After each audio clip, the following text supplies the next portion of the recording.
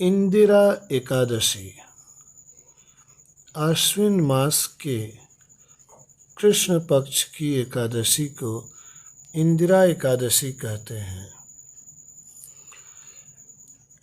यह पितृपक्ष है और ऐसे में पितरों को तृप्त करने वाली इस एकादशी का बड़ा महात्म्य है।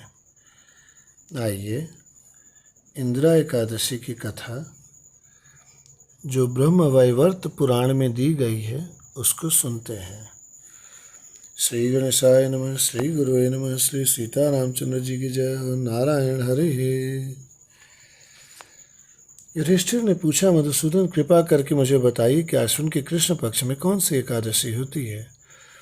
भगवान श्री कृष्ण बोले, राजन, आश्विन कृष्ण पक्ष में इंदिरा नाम की एकादशी होती है, जिसके व्रत के प्रभाव से बड़े बड़े पापों का नाश हो जाता है। नीच योनि में पड़े हुए पितरों को भी एकादशी सद्गति दे देती है।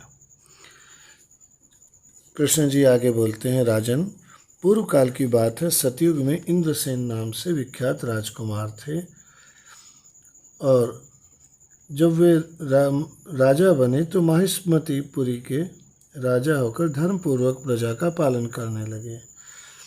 उनका यश चारों तरफ फैल रहा था और वे भगवान विष्णु की भक्ति में तत्पर होकर के गोविंद के मोक्षदायक नामों का जप करते हुए समय व्यतीत करते थे।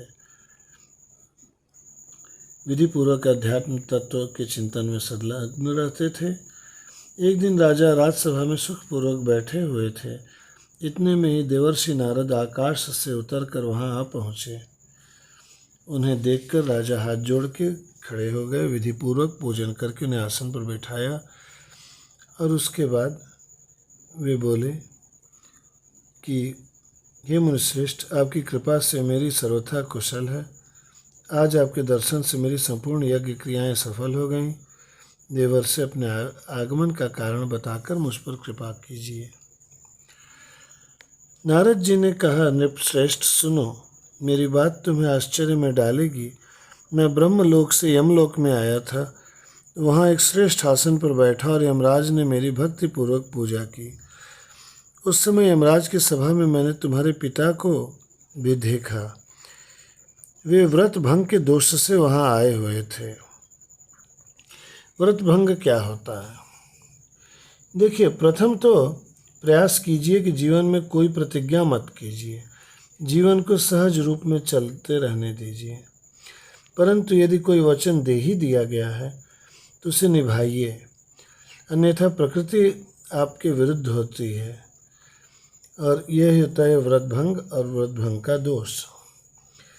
राजन, उन्होंने तुमसे कहने के लिए संदेशा भेजा है कि बेटा, मुझे इंदिरा के व्रत का पुण्य देकर स्वर्ग में भेजो। उनका यह संदेश लेकर मैं तुम्हारे पास आया हूँ। राजा ने पूछा, भगवान, कृपा करके इंदिरा का व्रत बताइए कि वह किस पक्ष में होती है और किस विधि से उसको किया जाता है। नारद जी ने कहा, राजेंद्र, सुनो, मैं तुम्हें इस व्रत की शुभकारक विधि बतलाता हूँ।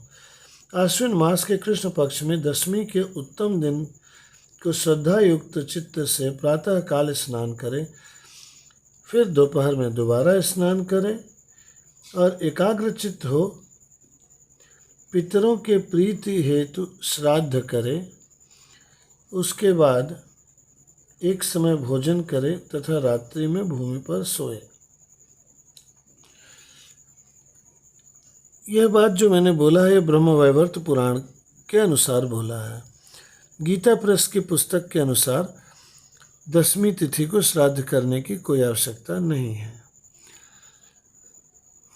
दोनों ही जगह पर एकादशी के दिन श्राद्ध करने के लिए लिखा गया है। आइए कथा को आगे सुनते हैं। रात्रि के अंत में निर्मल प्रभात होने पर एकादशी के दिन दातुन करके मुंह धोए। इसके बाद भक्ति भाव से निम्नांकित मंत्र पढ़ते हुए उपवास के नियम को ग्रहण करें। मंत्र है, अद्य स्थित्वा निराहारः, अद्य स्थित्वा निराहारः, सर्वभोगविवर्जितः, सर्वभोगविवर्जिता स्वभोक्ष्ये पुण्डरीकाक्ष स्वभोक्ष्ये पुण्डरीकाक्ष शरणं मे भवाच्युत शरणं मे भवाच्युत। अर्थात कमल नयन नारायण भगवान, आज मैं सब भोगों से अलग हो निराहार रहकर कल भोजन करूँगा।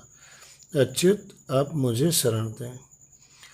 इस प्रकार नियम करके मध्याह्न काल में अर्थात दोपहर में पितरों की प्रसन्नता के लिए शालिग्राम शिला के सम्मुख विधिपूर्वक श्राद्ध करना चाहिए तथा दक्षिणा से ब्राह्मणों का सत्कार करके उन्हें भोजन कराना चाहिए।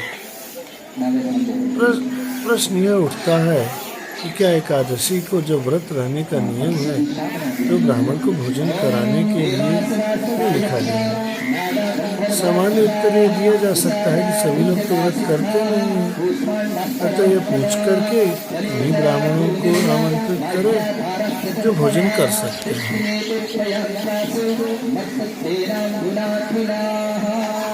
परंतु मेरी समझ से यह उत्तम अर्थ नहीं होगा। आप उत्तम व्रत पालन करने वाले ब्राह्मणों को ही भोजन और उनको व्रत वाली वस्तुओं से संतुष्ट करें, जैसे कुट्टू के आटे की पूड़ी, आलू टमाटर परोरा की सब्जी व सिंघाड़े के आटे का मीठा खिला सकते हैं। मैंने एक उदाहरण दिया है। प्रेमी लोग बहुत कुछ नया भी बना या बनवा सकते हैं जो खाने वाले को तृप्त भी कर देगा और उनके व्रत का भी भंग नहीं होगा।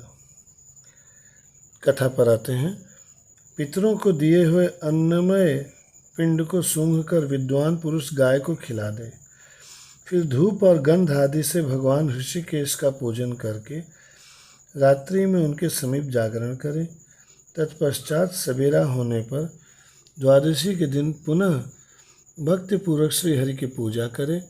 उसके ब्राह्मणों को भोजन कराकर भाई बंधु नाती और पुत्र आदि के साथ स्वयं मौन होकर भोजन करें।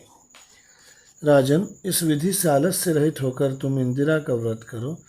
इससे तुम्हारे पितर भगवान विष्णु के वैकुंठ धाम में चले जाएंगे। देखिए, संदेशा तो केवल स्वर्ग पाने का था कि मुझे कैसे स्वर्गलोक मिल जाए, परंतु यही संतों का काम होता है कि उन्होंने उससे भी उत्तम चीज़ वैकुंठ की जाने का उपाय बता दिया। भगवान श्री कृष्ण कहते हैं, राजन, राजा इंद्रसेन से ऐसा कहकर देवर्षि अंतर्धान हो गए और राजा ने उनकी बताई हुई विधि से अंतःपुर की रानियों, पुत्रों और भृत्यों सहित उस उत्तम व्रत का अनुष्ठान किया। व्रत पूर्ण होने पर आकाश से फूलों की वर्षा होने लगी। उन्होंने व्रत का अनुष्ठान करके उन सभी लोगों ने मिलकर के अपने व्रत के फल अपने पिता को दिए होंगे और उसके बाद वो मुक्त हुए होंगे और फूलों की वर्षा होने लगी होगी। इंद्रसेन के पिता गरुड़ पर आरूढ़ होकर श्री विष्णुधाम को चले गए और राजर्षि इंद्रसेन भी कंटक राज्य का उपभोग करके अपने पुत्र को राज्य पर बिठाकर स्वयं स्वर्गलोक को गए। स्वर्गलोक को क्या, वो भी वैकुंठ ही गए होंगे, परंतु स्वर्गलोक लिखा हुआ है। इस प्रकार मैंने तुम्हारे सामने इंदिरा व्रत के महात्म्य का वर्णन किया है। इसको पढ़ने और सुनने से मनुष्य सब पापों से मुक्त हो जाता है। बोलिए श्री इंदिरा एकादशी की जय। जय जय श्री सीताराम।